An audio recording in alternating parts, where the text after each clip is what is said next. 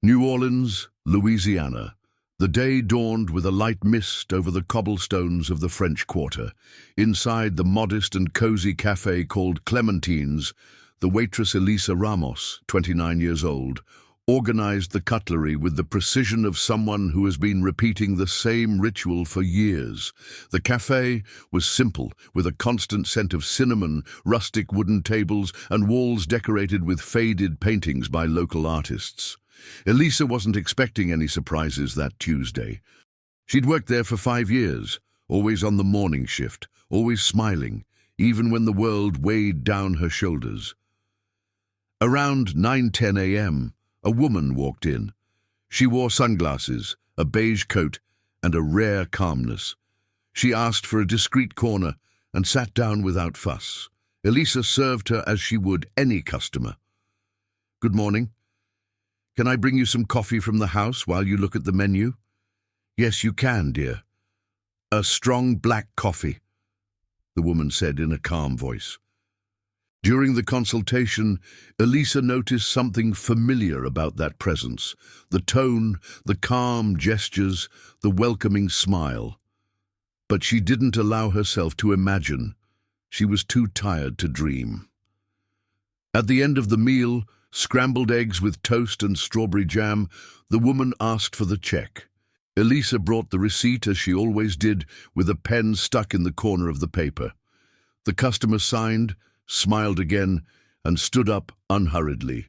It wasn't until the door closed behind her that Elisa returned to the desk to retrieve the receipt. As she picked up the paper, she noticed something else, a note written in firm handwriting. "To the woman who serves with soul, don't forget who you are. You weren't born to go unnoticed. Oprah." Elisa read the sentence once, then again. The ground seemed to disappear for a moment. Her eyes filled with tears. Her breath became shallow. Her hands trembled. That handwriting, that signature, that presence, era she, Oprah Winfrey. And she had left not only a generous tip, but a message.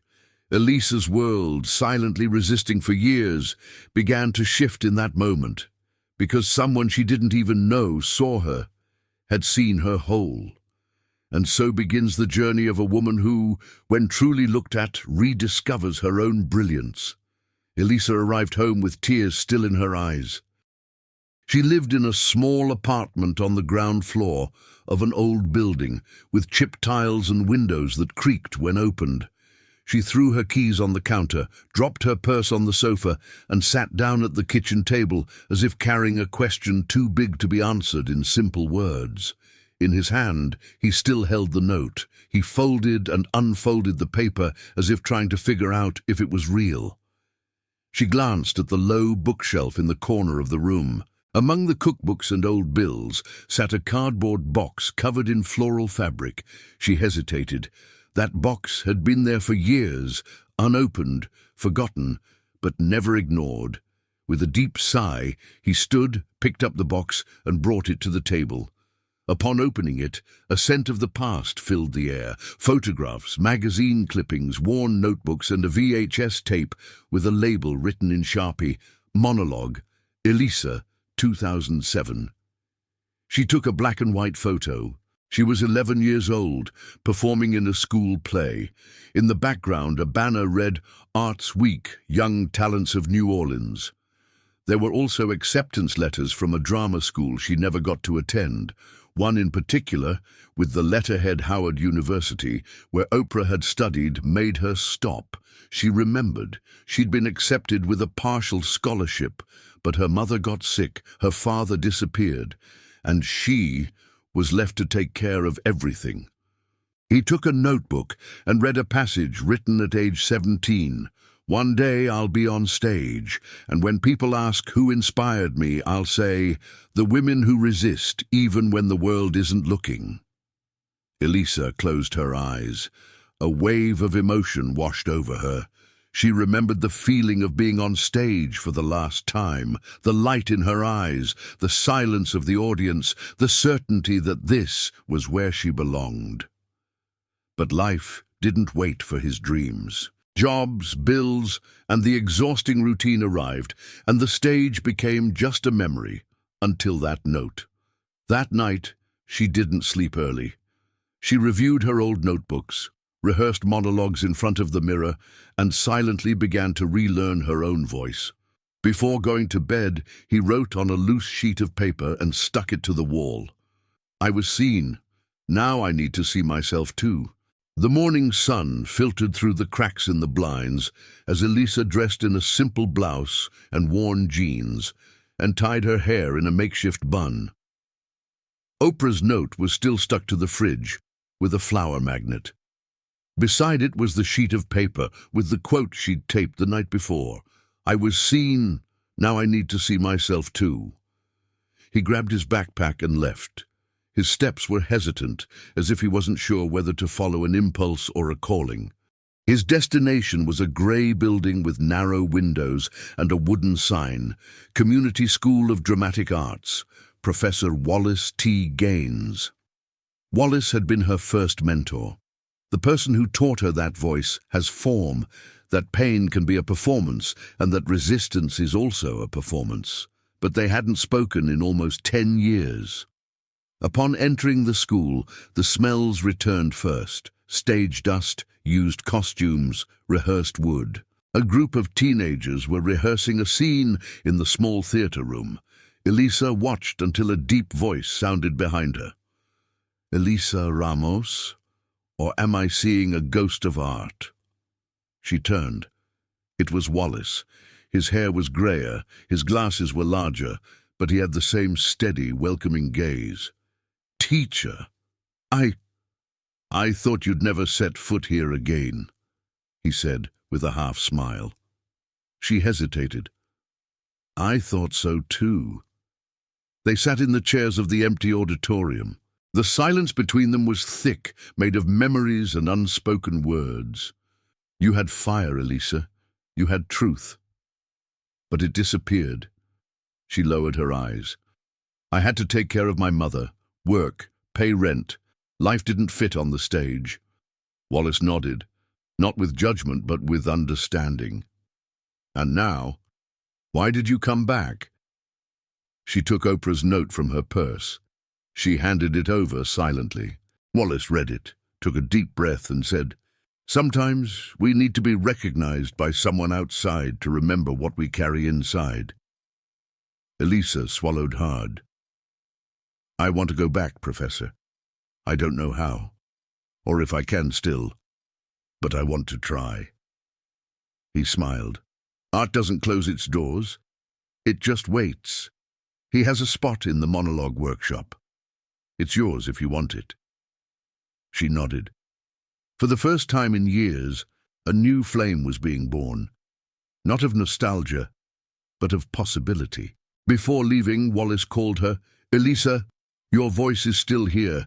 It's just stored away. We'll open the box slowly. Elisa smiled. For the first time in a long time, she wasn't ashamed of her own hope. The small rehearsal room was full of voices, some anxious, some laughing, some shy. Elisa entered carrying only a bottle of water and a red-covered notebook. There were 8 students in the circle, ages 15 to 22, all with curious looks. She was the oldest, the only one who hadn't grown up in the social media age, the only one who hadn't stepped onto a stage in over a decade. Wallace, in the center, commanded with ease. A monologue is like a confession. Whoever lies, the audience feels it. After some vocal warm-up exercises, it was suggested that each person step onto the small stage to present an improvised speech. Say something only you can say. One by one, the young people came up. One spoke about his grandmother. Another about racism at school. A girl spoke about her relationship with her own body. Elisa watched, both enchanted and terrified. When her turn came, she climbed slowly. Her hands were sweaty, her heart racing.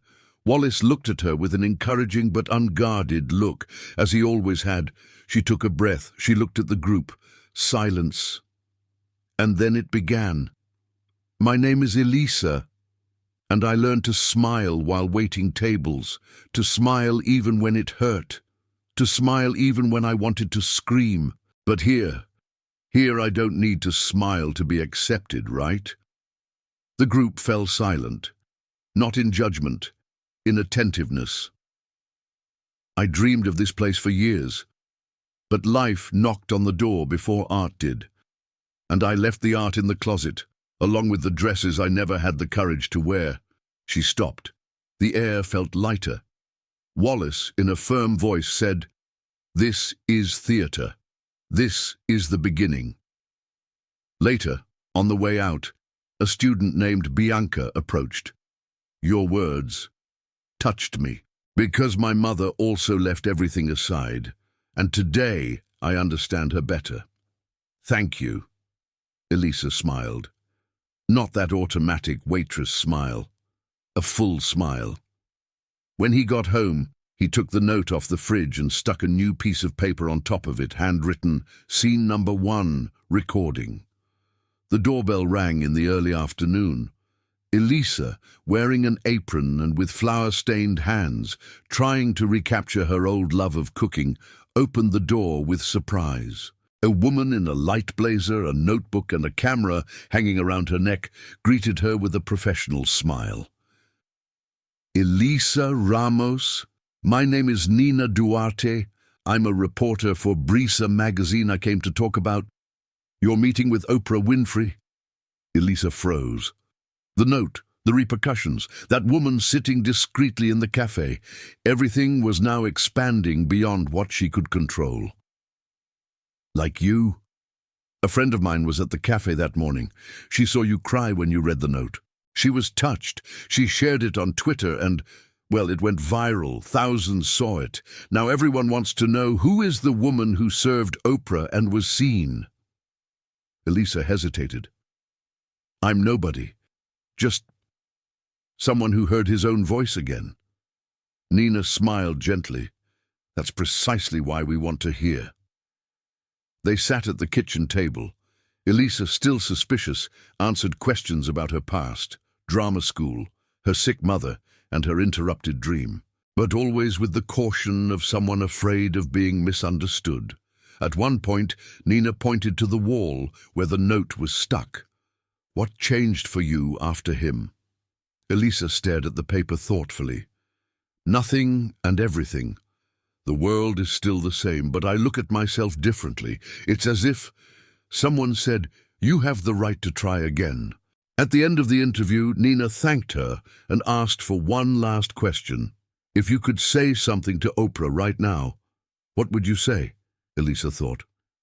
Then, with a new sparkle in her eyes, she replied that she made the most powerful gesture in the world.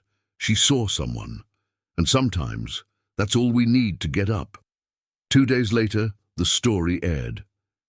Elisa Ramos, the woman who served Oprah, but decided to serve herself. The response was immediate. Emotional comments, interview invitations, even an email from a Chicago drama school wanting to talk. But amidst all of this, one message stood out. It was simple. From AssistantOprahNetwork.com. "Dear Elisa, Ms. Winfrey was deeply touched by your story. She asked us to send you an invitation to meet her in person in Chicago, if you're willing." Elisa left her cell phone on the table, her hands trembling. The world, once closed like an iron closet, now opened cracks through which light poured in forcefully. But she knew this journey wasn't about Oprah anymore. It was about her. The stage was small, with creaking boards underfoot and dim lights held in place with electrical tape. But to Elisa, it seemed as vast as the world. It was the closing night of the theatre workshop, and each student would perform an original monologue. Elisa would be the last. Backstage, the group nervously prepared. Wallace walked among them like a silent conductor, exuding confidence with glances and few words. As he passed Elisa, he stopped and said, "The public only needs one thing, truth, and you have that in spades." She nodded, swallowing the fear that still stubbornly rose in her throat. In the audience, friends, family, former students, and curious onlookers filled every bench. There was even a local news camera, not for her, but for the project. Still, Elisa knew all eyes were on her. As she waited her turn, she remembered all the inner voices that had kept her from returning earlier. The voice of responsibility, the voice of guilt, the voice of exhaustion. But now there was a new voice, her own, stronger, clearer. The monologues began, stories of abuses overcome, small victories, persistent dreams. Each speech was a small revolution. It's your turn. Elisa walked onto the stage slowly. Silence was immediate. She took a deep breath, looked out at the audience, and didn't read. She spoke from within. My name is Elisa Ramos. For a long time, I thought life was just about paying bills, smiling at others, and suppressing my own desires. I thought that taking care of others meant forgetting about myself. And when I thought it was all over, a woman left me a note, not with money, with listening. She took a replica of the ticket, now laminated, out of her pocket. You were not born to go unnoticed. That's what she wrote. And for the first time in years, I believed. The audience was absolutely silent. I'm not a heroine, I'm not a miracle. I'm just someone who decided to listen to her own voice after a long time of silence. And today, I'm here, whole, present, ready. The lights dimmed. Applause filled the room. Wallace's eyes were watery. Bianca, his workshop colleague, was crying openly. Elisa smiled. Behind the scenes, someone said, "You should take this forward, record it, show it. This can't just stay here," she thought, not with fear, with determination. That night, before bed, she responded to the email from Oprah's team. Dear Ms. Winfrey, I'll be in Chicago, but not just as the waitress you saw. I will be like the artist you awakened. The cold cut through Chicago's sidewalks like tiny needles of ice. Elisa stepped out of the taxi with a borrowed coat and a heart full of uncertainty. Before her, the mirrored facade of the Harpo Studios building reflected the grey sky, and everything she wasn't sure she deserved. At reception, she was greeted warmly and led to a waiting room. Upholstered chairs, framed photos of key moments in Oprah's career, and a faint scent of lavender. It was a place where stories awaited to be heard. She sat down, trying to control her breathing. In one of the chairs next to her sat another woman, dark skin, braided hair, simple coat, eyes alert but withdrawn. First date too? Elisa asked with a shy smile. No, the woman replied. I came to pick up my daughter. She's going to give an interview for a young leaders project. What about you? I came to find a woman who saw me when I had forgotten what it was like to see myself. The woman smiled. Oprah? Elisa nodded. So you're the waitress on the ticket? Elisa's eyes widened. How? Everyone's talking about you.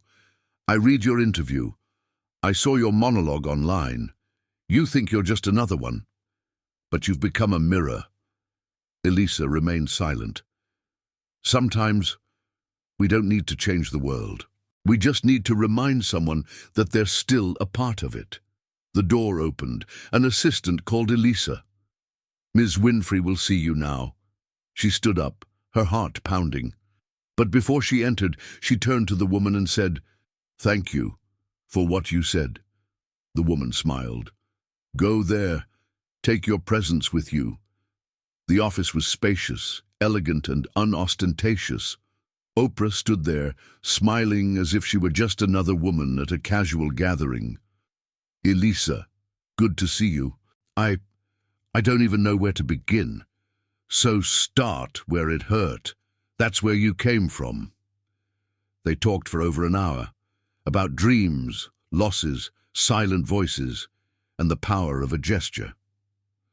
Oprah listened with genuine attention. At one point she said, "You reminded me of something very important. Even those who listen to the world sometimes need to be reminded to listen to just one person." In the end, they took a photo, but the real record was in the words. As she left, Elisa felt something new. It wasn't pride, nor euphoria. It was peace, as if a cycle had closed. Before leaving, she received a proposal to collaborate on a documentary theatre project supported by Oprah herself, aimed at women who are invisible in their professions. Elisa looked at the invitation, smiled and thought, the stage is getting closer and closer. The Treme Community Theatre in New Orleans had never seen such a bustling audience. Not because of celebrities or flashes, but because that night women who were rarely invited to see theatre were in the audience. Nursing assistants, cooks, cleaners, caregivers, retirees, single mothers, women who have always been present but almost never represented. Elisa, backstage, took a deep breath. The name of the show, Notes in the Account, Voices That Were Not Heard. It was a monologue interspersed with real stories she gathered from interviews with women in the community. But it was also her body there, her past, her pain, her truth. Wallace appeared before the opening, her old notebook in his hands. "You left this with me when you gave up." Elisa took the notebook, moved. On the back cover, a forgotten sentence. "If I ever return, may it be with more voice than fear." The lights dimmed. Elisa entered the stage. During her presentation, she embodied women who waited tables for 20 years without being called by name. Women who asked for a raise and were laughed at. Women who held back tears in the bathroom between tables. Women who, like her, they were waiting for some kind of note that said, "I see you." The audience reacted with intense silence, followed by tears, nervous laughter, and at certain moments, spontaneous applause. Finally, Elisa paused for a long time. She looked at everyone. "I'm one of you, and I'm only here because a woman saw me. But today, it's your turn to see each other too. The scene is now yours." Applause, standing, long, intense. After the show, women came one by one to hug her, hold her hand, whisper phrases like, "You told my story." "I've never cried at the theatre. Today I cried for myself." Thank you for not forgetting us. They were simple women, but there they recognized themselves as powerful. That night, Elisa understood.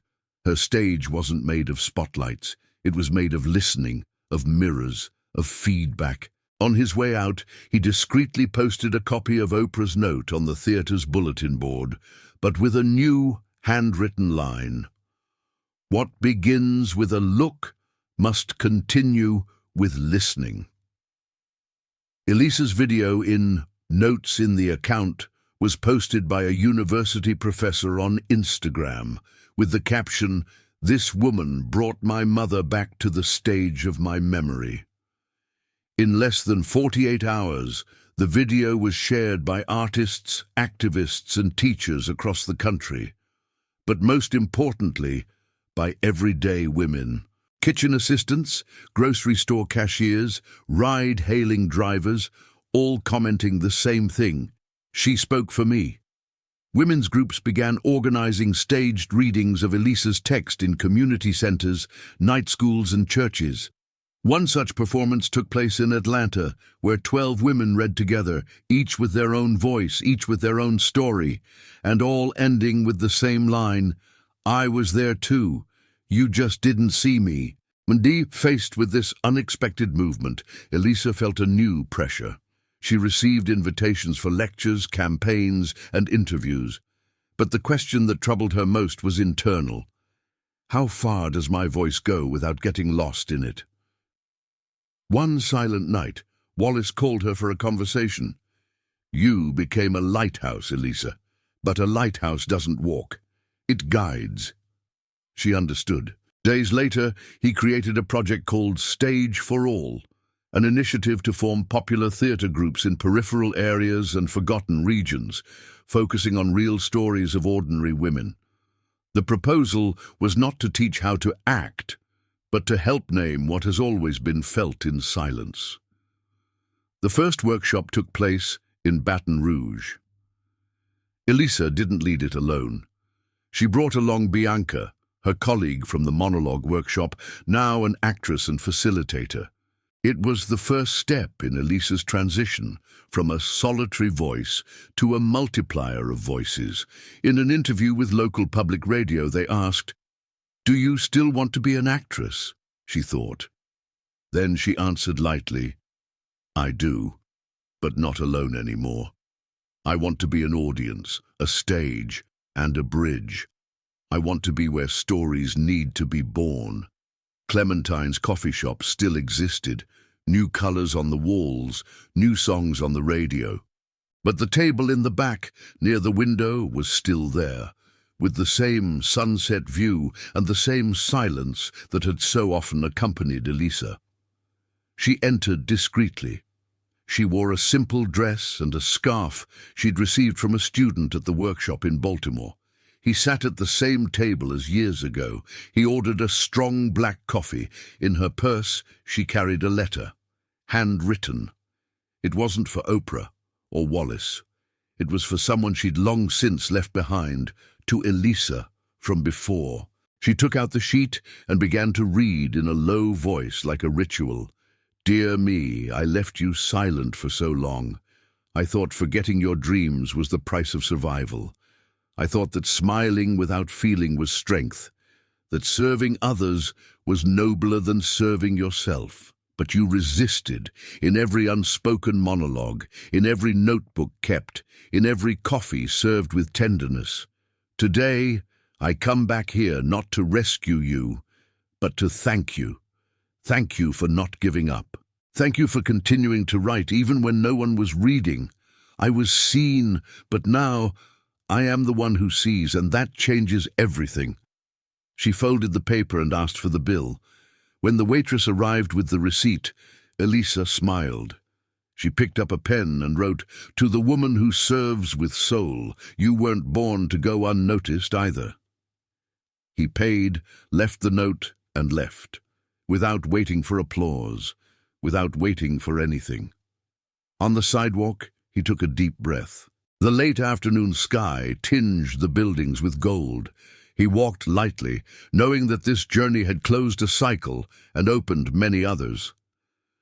Life changes when someone sees you, but it changes even more when you learn to see yourself.